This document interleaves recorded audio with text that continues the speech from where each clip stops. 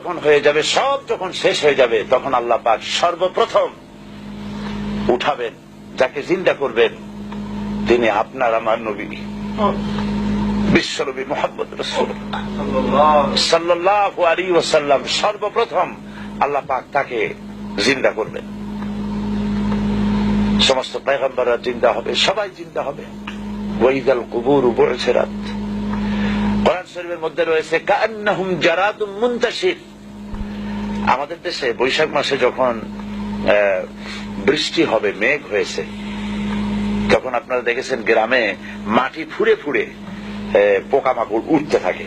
এই দৃশ্য দেখেছেন? কাআন্নাহুম জারাদুম মুনতাশির। ঠিক এইভাবে করে যেভাবে মাটি ফুঁড়ে এগুলি উঠতে থাকে, মাটির ভিতরে যত রূহ ছিল, মাটির ভিতরে যত প্রাণ ছিল, যত মানুষ ছিল, জীব যা কিছু ছিল, সবকিছু মাটি উদ্গীরণ করে দেবে, ভেতরে আর কিছু থাকবে না, সব বেরিয়ে আসবে।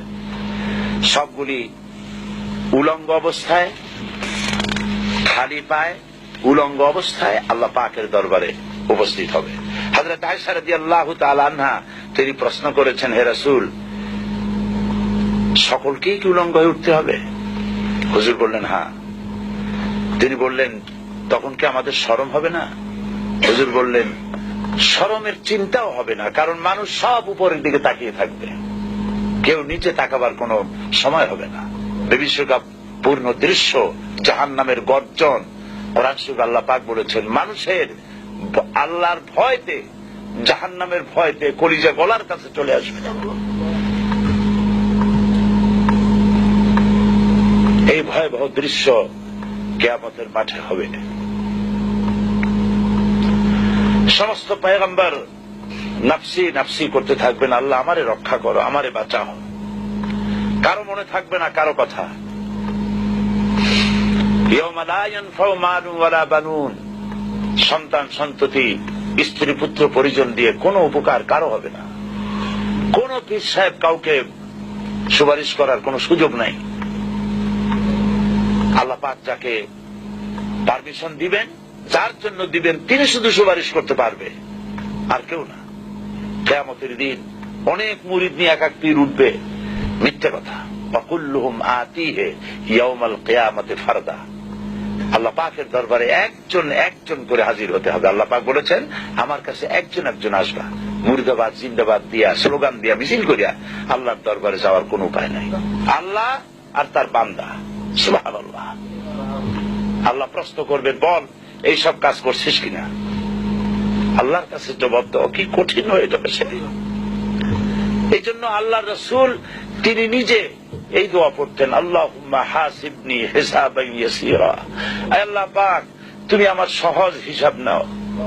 তো রাসূলুল্লাহ যদি সহজ হিসাব চান, তাহলে আমাদের উপায় কি? আল্লাহ তুমি আমাদের সহজ হিসাব নিও। রাসূলুল্লাহকে প্রশ্ন করা হয়েছে, হুজুর সহজ হিসাব কি? হুজুর বলেছেন, আল্লাহ যাকে মাফ করতে চাইবেন তাকে একটা পর্দার আড়ালে নিয়ে যাবেন, জিজ্ঞেস করবেন, এই বান্দা এইসব কাজ করছো? এখন আল্লাহ জিজ্ঞেস করতেছেন, সে তো ভয়তে অস্থির হয়ে যাবে, কেন্দে পাগল হয়ে যাবে, আল্লাহ করে ফেলছি, আমার মাফ করে দাও। আল্লাহ পাক তার জবানে সমস্ত পাপের কথা শুনে সে যখন অনুতপ্ত হয়ে কাঁদতে থাকবে, আল্লাহ বলবেন, যা মাফ করে দিলাম, জান্নাতে চলে যা। এইটা হচ্ছে হিসাব ইয়াসির। আল্লাহুম্মা হাসিবনি হিসাবান ইয়াসীরা। কাবা শরীফ মানুষ যখন তাওয়াফ করে, এই তাওয়াফের ষষ্ঠ তাওয়াফে একটা দোয়া আছে। এই দোয়া আমি যখনই পড়ি আমি চোখের পানি রাখতে পারি না। ষষ্ঠ চক্করে একটি দোয়া আছে। দোয়াটা হচ্ছে, আল্লাহুম্মা ইন্না আলাইয়া হুকুকান কাসীরান ফীমা বাইনি ওয়া বাইনাক। আয় আমার রব, তোমার সাথে আর আমার সাথে অনেক দেনা পাওনা আছে, আর তোমার বান্দাদের সাথেও আমার অনেক দেনা পাওনা আছে। তা আমি তোমার বান্দাদের কাছে যে বিষয় ঋণী আছি, সেই ঋণ পরিশোধের জন্য তুমি আমাকে যোগ্যতা দাও, পরিশোধের তৌফিক দাও। আর আমার কাছে তোমার দেনা আছে, তা আমার কাছে তোমার যে দেনা আছে সব দেনা তুমি শোধ করে দিয়েছো। আমার চোখ দিয়েছো, মুখ দিয়েছো, কান দিয়েছো, স্বাস্থ্য দিয়েছো, বউ দিয়েছো, বাচ্চা দিয়েছো, টাকা দিয়েছো। আমার কাছে সৃষ্টি করে তোমার যা দেনা ছিল তুমি সব তো শোধ করে দিয়েছো, কিন্তু তোমার দেনা তো আমি কিছুই শোধ করতে পারি।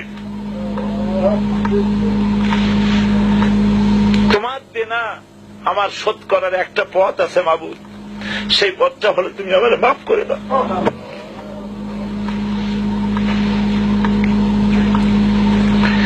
এইটা ছাড়া আমার কাছে কোনো পথ নাই মাবুদ। তুমি যদি কিয়ামতের দিন আমাকে প্রশ্ন করো যে যৌবন কাটাইছো কোন পথে, আমি তো জবাব দেওয়ার পথ রাখি নাই। আমি তো আমার যৌবনকে নষ্ট করে ফেলেছি। তুমি যদি প্রশ্ন করো টাকা পয়সা কামাই করেছো কোন পথে, আমি তার জবাব দেওয়ার পথ রাখি নাই। যদি প্রশ্ন করো কোন পথে খরচ করেছো, আমি সেটারও পথ রাখি নাই, নষ্ট করে ফেলেছি।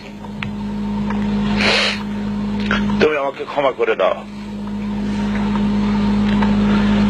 সেই জন্য আল্লাহর কাছে দোয়া করতে হবে,